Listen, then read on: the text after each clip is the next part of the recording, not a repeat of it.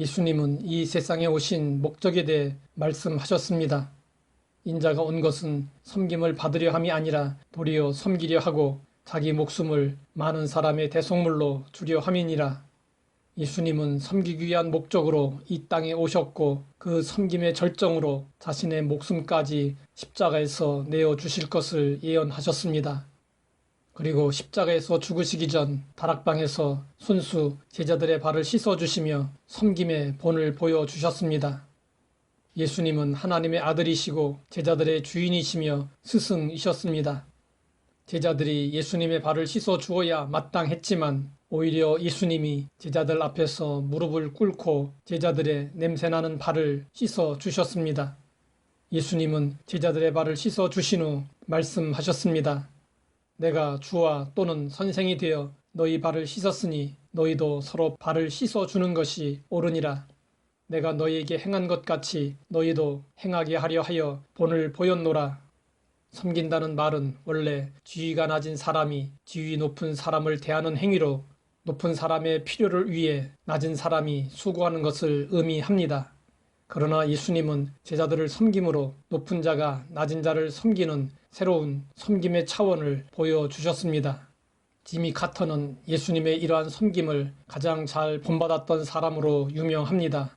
카터는 대통령 퇴임 후 다시 고향에서 교회 주일학교를 섬기는 교사가 되었습니다. 그는 주일학교 교사의 일은 대통령의 일보다 결코 작은 일이 아니라고 했습니다. 카터를 4년 동안 동행 취재하던 한 백악관 출입기자가 말했습니다. 지미 카터는 백악관이 목적이 아니었던 유일한 대통령이었습니다. 카터에게 대통령직은 하나님 나라를 섬기는 하나의 수단에 불과했습니다. 워너 메이커는 해리슨 대통령에게 주일 성수와 주일학교 교사를 지속할 수 있도록 해주는 조건으로 최신부 장관직을 맡았습니다. 그는 장관으로 있던 4년 동안 매주 토요일이면 기차를 타고 워싱턴에서 필라델피아로 내려가 베다니 교회에서 아이들을 가르쳤습니다. 한 번은 기자들이 물었습니다. 장관직이 주일학교 교사만도 못합니까? 워너 메이커는 주저함 없이 대답했습니다. 장관직은 몇 년 하다 말 부업이지만 주일학교 교사직은 내가 평생 동안 해야 할 본업입니다.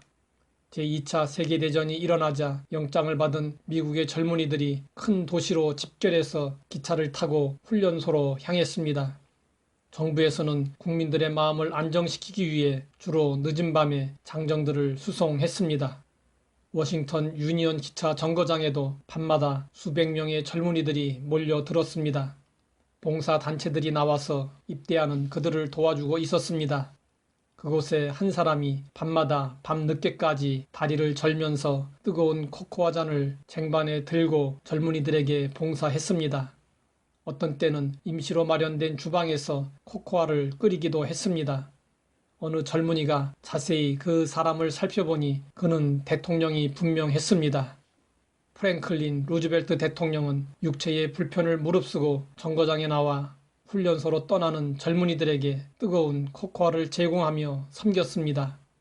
대통령의 섬김을 받으며 떠나는 젊은이들의 사기는 충천했습니다. 테레사 수녀가 미국 의회에서 연설했습니다. 미국 의회에서는 연설자들에게 박수를 아끼지 않습니다. 그런데 테레사 수녀가 연설을 마쳤을 때는 그 누구도 박수를 치지 않았고 무거운 침묵만이 감돌았습니다. 이는 테레사 수녀의 마지막 한마디 말 때문이었습니다. 섬길 줄 아는 사람만이 다스릴 자격이 있습니다.